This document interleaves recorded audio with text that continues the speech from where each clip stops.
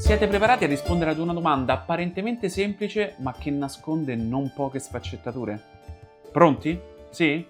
Allora, secondo voi The Witcher 3 Wild Hunt è il miglior action RPG degli ultimi 10 anni? Ma soprattutto, potrebbe essere considerato il miglior action RPG di tutti i tempi? Sono sicuro che molti di voi adesso nei commenti avranno già scritto la loro risposta così distinto, ma se ricevessi questa domanda effettivamente così a parti inverse, non nego che ci metterei un po' a rispondere. Assolutamente The Witcher 3 Wild Hunt è il miglior action RPG degli ultimi 10 anni e secondo me il miglior action RPG di tutti i tempi.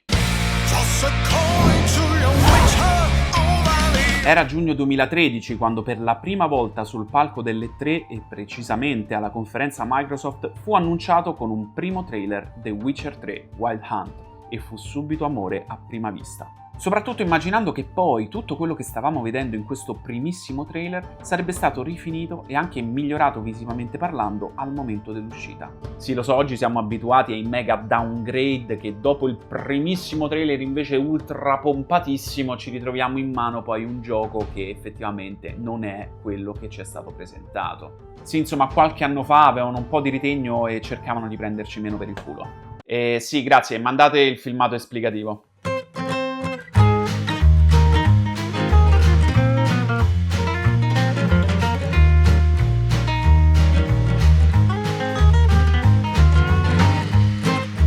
Quindi dopo questo primissimo trailer la mia acquolina in bocca era talmente esagerata che non esitai immediatamente, non appena uscì il preordine, ad andare su Amazon e appunto a prenotarlo. Ed esattamente il 21 agosto del 2014 prenotai la mia copia di quello che inconsciamente o consciamente sapevo sarebbe diventato il mio RPG preferito di sempre. Tra l'altro, ragazzi, alla modica cifra di 61,74 €, che oggi manco ti ci compri un indie, e insieme, oltre la Day One Edition, che aveva all'interno compendio dell'universo di The Witcher, mappa del mondo dettagliata, colonna sonora ufficiale, adesivi a testa di lupo, c'aveva anche il racconto inedito Killing Monsters. Quindi CD Projekt, dopo aver saltato la sua prima data di uscita ufficiale di lancio di The Witcher 3 Wild Hunt, che curiosità incredibilmente è ancora presente nel flyer pubblicitario all'interno del racconto Killing Monsters, il 19 maggio del 2015 esce finalmente The Witcher 3 Wild Hunt. E da quel giorno il mio concetto di capolavoro videoludico assunse proprio il nome di The Witcher. Ma facciamo un bel passo indietro per capire come si è arrivati a The Witcher 3, sia dal punto di vista videoludico sia dal punto di vista personale. Oggi tutti conoscono la trilogia videoludica di The Witcher. Molti presi dal fomento del 3 hanno recuperato i capitoli precedenti. Soprattutto il più sconosciuto, magari per meglio dire il meno conosciuto, il meno giocato, ossia il primo capitolo della saga videoludica di The Witcher, uscito in esclusiva per PC ormai veramente, ragazzi, 20 anni fa, quasi 20 anni fa, nel 2007. E sicuramente tanti hanno recuperato questa trilogia anche grazie all'iniziale successo della prima stagione Netflix di The Witcher. E molti, grazie all'ondata di questo, hanno recuperato le letture dei libri di Sapkowski, ossia la penna che ha dato vita alle avventure dello strigo. Ragazzi, se volete approfondire la trama, l'intreccio narrativo di The Witcher, delle avventure dello strigo, del nostro carissimo Geralt di Rivia, dovete assolutamente recuperare l'antologia che abbiamo realizzato e che trovate adesso linkata qui sopra e anche sotto in descrizione su tutta la timeline definitiva di The Witcher, tra videogiochi, fumetti e libri. Quindi tutto quello che volete sapere lo trovate in questa antologia.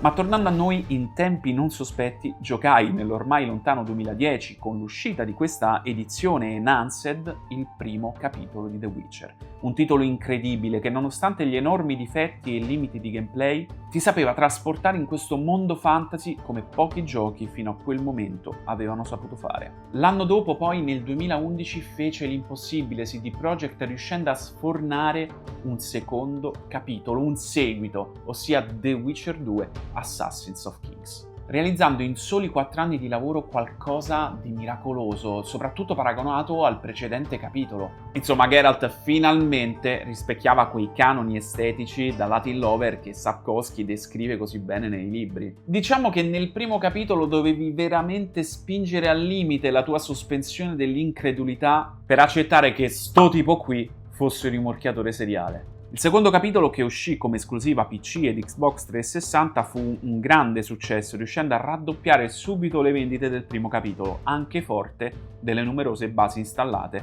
di Xbox 360. Un titolo che migliora veramente tutto, tranne forse il punto di vista narrativo, dove il primo capitolo veramente eccelleva. Ed eccoci arrivati a The Witcher 3 Wild Hunt, che quest'anno compie ben 10 anni. 10 anni nei quali sono usciti tantissimi videogiochi e tra l'altro sono usciti anche numerosi action RPG. Abbiamo potuto godere del mio personale gioco From Software preferito, ovvero Bloodborne, e dei suoi fratelli nati dopo, come Dark Souls 3 ed Elden Ring. Abbiamo vissuto ben 4 capitoli di Final Fantasy e tanti altri action RPG estremamente validi che, tra alti e bassi, abbiamo amato. Ma la cosa più incredibile è che tutti questi titoli, usciti dopo e che quindi potevano trarre spunto e ispirazione, non sono neanche riusciti a scalfire la corazza dorata e impenetrabile di The Witcher 3. Una corazza forgiata da un fabbro che nella sua piccola fucina, con pochi strumenti, è riuscito a rifinire sempre più nel tempo, da un ferro inizialmente grezzo, un prodotto finale che sa di capolavoro manifatturiero. Di certo non un gioco perfetto, sia chiaro, ma che preso nel suo complesso effettivamente rimane nell'immaginario collettivo come un capolavoro.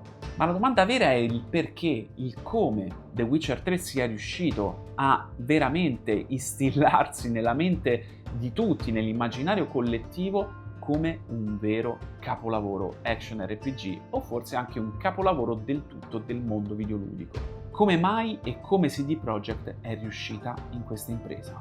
Beh, partiamo dalla base. Di sicuro aver acquisito i diritti di un prodotto letterario ben definito, profondo e che già nel 2011 aveva all'attivo ben 7 romanzi, ha potuto facilitare la sceneggiatura e la scrittura, abbreviando di molto i tempi di produzione narrativa. Produzione che ha potuto approfittare di quel tempo per focalizzarsi sui dettagli, quindi sull'impeccabile caratterizzazione dei personaggi, nessuno escluso, ma soprattutto sull'intreccio narrativo principale e secondario. E per secondario intendo tutte quelle ramificazioni della trama principale che gergalmente, a livello proprio terra-terra da videogiocatore, da game player, chiamiamo semplicemente missioni secondarie. Ed è qui che volevo arrivare, perché The Witcher 3 è un grande titolo per tantissimi motivi. Per la sua cura maniacale del suo mondo e della mappa, per i personaggi, per l'estetica e la qualità artistica di mostri e comprimari, per Geralt di Rivia stesso, che è riuscito in pochissimo tempo a divenire un protagonista amato da tutti,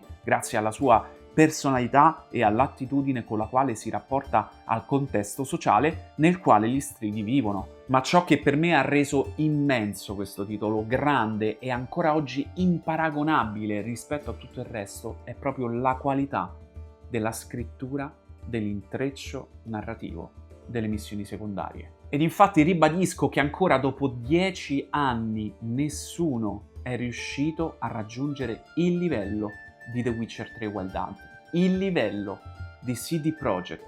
Sì, ma voi direte, vabbè, ma CD Projekt alla fine che ha fatto di così speciale nella scrittura di queste missioni secondarie? Beh, ha semplicemente abbattuto quella barriera che in ogni action RPG open world o che in ogni RPG open world drasticamente separava la trama principale dalla trama secondaria, dalle missioni secondarie. In The Witcher di fatto non ci renderemo mai conto di star percorrendo una strada secondaria rispetto a quella principale. Sono riusciti nel difficilissimo compito di rendere il tutto così coerente e ben amalgamato che anche fare un contratto di caccia ci sembrerà un'attività necessaria e coerente appunto con la natura stessa di Geralt, riuscendo a centrare l'obiettivo che ogni GDR dovrebbe in teoria porsi: ossia far calare il videogiocatore nel proprio mondo, perché noi siamo Geralt nelle sue scelte morali, siamo Geralt nel suo incedere, nel suo combattere, nel suo essere uno strigo unico, nella scelta di poter combattere solo per soldi o per qualcosa di più. Insomma, in The Witcher saremo un tutt'uno con il gioco. Ciliegina sulla torta poi sono stati 2 DLC usciti, anch'essi reputati tra i migliori contenuti aggiuntivi mai realizzati, sia per mole di contenuto, sia per qualità narrativa e di vero ampliamento del gioco e delle sue meccaniche. Come detto, The Witcher però non è un gioco perfetto, ma quale gioco lo è in effetti? Ha i suoi grossi problemi legati soprattutto al suo combat system e alle meccaniche di potenziamento e gestione delle caratteristiche del protagonista, al suo gameplay loop che, nonostante tutte le qualità dette prima, non sfugge a questa maledizione dettata dalla natura dell'open world stesso e dal completismo. Ma i pregi del titolo superano a tal punto i suoi limiti e le sue problematiche che il giocatore diviene volutamente cieco, accettando i difetti a favore di un titolo che riesce a conquistare tutti e che di fatti è divenuto il mio action RPG preferito di tutti i tempi. Insomma ragazzi, con questo video ho voluto omaggiare un videogioco, un titolo che non aveva bisogno di essere omaggiato, ma che compiuti questi 10 anni, arrivato al suo 10° anniversario, volevo effettivamente celebrare con un video dedicato.